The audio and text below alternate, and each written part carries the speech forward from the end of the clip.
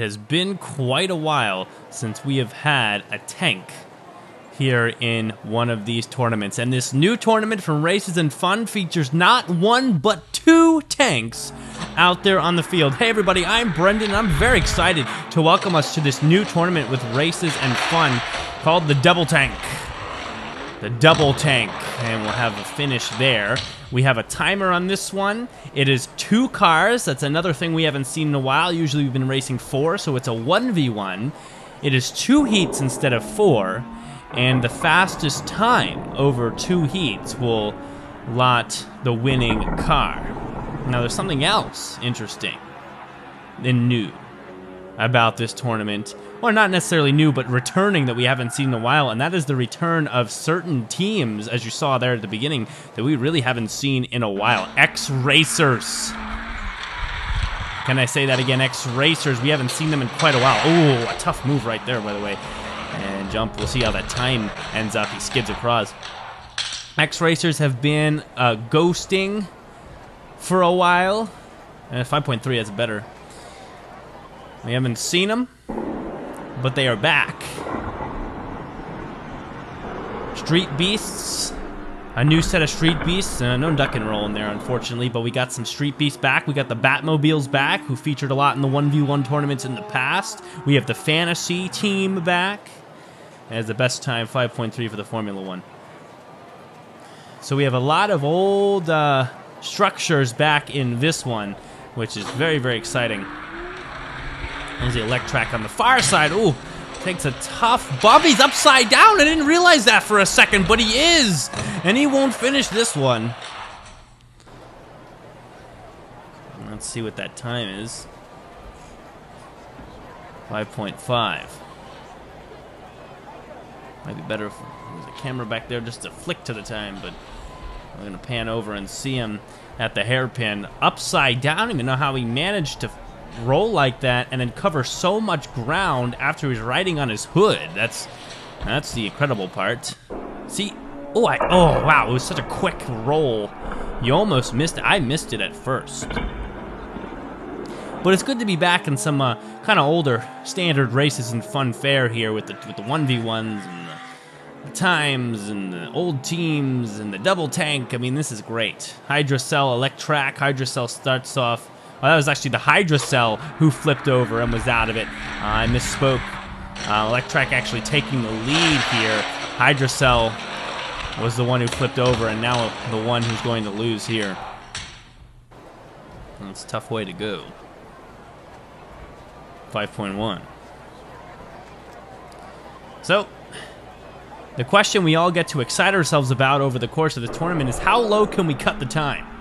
How low can we cut it? Can we get this time down under 4 seconds? That's what I'm wondering. Kind of like a speedrun strat. Speedrun type of question. How low can we get it? I think we can go below 4.5. I think that over the course of this tournament, that's a very possible situation. Electrac and the Formula 1's advance here. Let's get that second group going. Stalker, Batmobile, Velociracer, and Rivited. Batmobile and Stalker. How low can that time go? Stalker on the far side. They're out by a length. Big jump. Ooh, nice and clean for the Stalker. Batmobile's going to start the turn. Stalker stays straight. Another one. Pretty clean. Maybe the cleanest run yet until the end where he skids. I'm guessing a 4.9. Let's see how as we turn. 5.2. Oh, so a little slower than I thought. Actually, 5.29. So really close to that 5.3. And that second decimal, even that third decimal, is going to be key here because we have such low numbers on our timer. This is a quick course. It's only hitting in the 5s on time unless there's very slow racing or DNFs or stuff like that. Okay, so that second decimal is going to be that, I'd say that pin decimal, the decimal that we're going to be revolving around a lot to see where times are moving. And that first one will be harder to move around. Here comes the Stalker. He cuts in front of the Batmobile and stays barely ahead. That should give him the win. It will, even if his time is slower. 3.9 this time. And then the third decimal is going to be more useful as just kind of a rounding number. A number that kind of helps us really parse out times and their differences when they get very close like that. But that second decimal is going to play a big part in understanding where the times are moving to. 5.29 in this one. So try to keep your mind remembering at least down to the second decimal. Velociracer and the Riveted. Velociracer doesn't look aerodynamically useful in this one, but he's holding his own pretty well. Riveted cuts in front, but he's all over the place. Velociracer finds the gap on the outside, and he's straight to the finish. That looked very fast. Very fast. 5.37, not bad. Look at the playthrough here.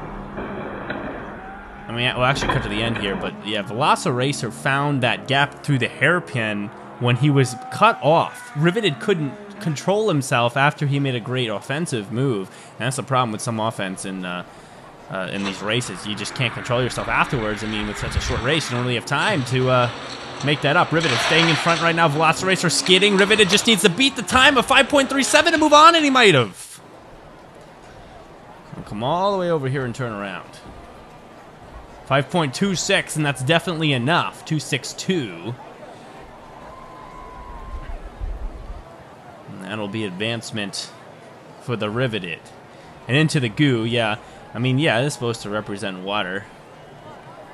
But the goo is a lot more friendly to keeping these cars from being too damaged. You get too much water on these axles. Not good. So it was a smart move by the officials at Races and Fun in order that the cars might be saved repairs. Advances, Stalker, Riveted, you saw it. And remember, in this one, we're kind of getting one from each group, right? We're kind of getting one from each group, each video here. See, we got 4 advancing to these finals. And so you're kind of seeing how it's going here, right? So you got 4 sets, right? 4 sets of 2-car heats. There's the Stalker taking the first one. And we'll see what the time is. Not great, 5.4. You get 4 sets, 2 heats in each set with 2 cars, right? And of those 4 sets, so that's 8 cars, 1 car from each of the 4 sets is advancing. And then one of those 4 cars from each group will go to that final group where it'll be 2 on 2. And then we just kind of group them in the first 2 sets and the last 2 sets so that we have a place to put to make the 2v2 matchups here in the finals. There's the Stalker in front, turns around on his back, and he beat the 5.4. He's going to win. That was very fast skid. He actually is slower that time, but staying in front does allow him to win no matter what. I mean, what I'm saying here is that if you win both your races, it's not really possible to have a slower time than the car who lost to you both times. In total. There's a 5.4. Especially since you get an X anyway if you don't win, so that's fair. Electrac and Riveted. And so it's just some grouping, but it's really 8 cars down to 4, and then down to 2, and then to finish here. Electrac in the front, pinches, and he's probably going to, well, he is going to take that, but I don't know what the time's going to be. 5.4. Not bad. I think the Riveted has a chance here. Ooh, look at the synchronicity by which they get over that first tank, and then, of course, down here, not so much as they all separated. But yeah, this is definitely a kind of tournament we haven't seen in a while. Very exciting.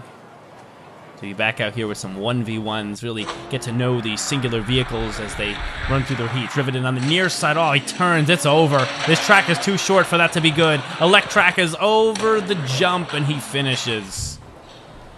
And since it's about time, you don't have time to skid. You don't have time for those mistakes. 5.23, not a bad time.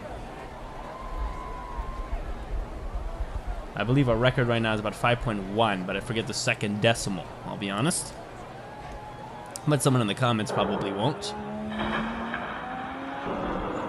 Big jump. Look at the airtime on that. And gets a little bit of that, the axial turn there as he lifts over the tank. As long as you don't get too much of that, ooh, that's a rough hit, then when you come down, see, it comes down front wheel right first, but it didn't lose that much speed because it wasn't too turned over. Electrac will take it. First final round of this tournament. Electrac, Stalker. One from each team. Remember that we saw at the beginning? Came out. Electrac and the Stalker.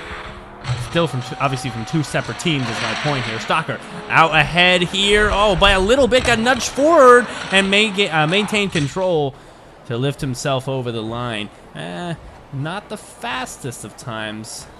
5.6 is a tough place to start. And I think a lot of that time loss comes from very small things. Remember, we're talking time loss between decimals here, okay? It's tenths of seconds, and sometimes less. So that time loss is not coming from lack of speed. It's not coming from a long mistake or a bad gate start that's leading into some real nonsense. And no, it's really just nudges. It's just nudges on the track, a tough turn. See right there, that's time loss right there. If you take that weird hairpin line, even though it looks about the same speed, Stalker's gonna win this one, but it's going to be hard to go sub 5 down to 4.5 very quickly. 5.4, that's enough to win though. You win both your races again, it's easy to take it. Ooh, nose to nose there as they made the jump too. That must have been some view for both of them as they went over. And the Electrac didn't really have a way to make that happen. So 5.488 will be the winning time. Well, not the best time, but the winning time for the advancement to the final. Stalker.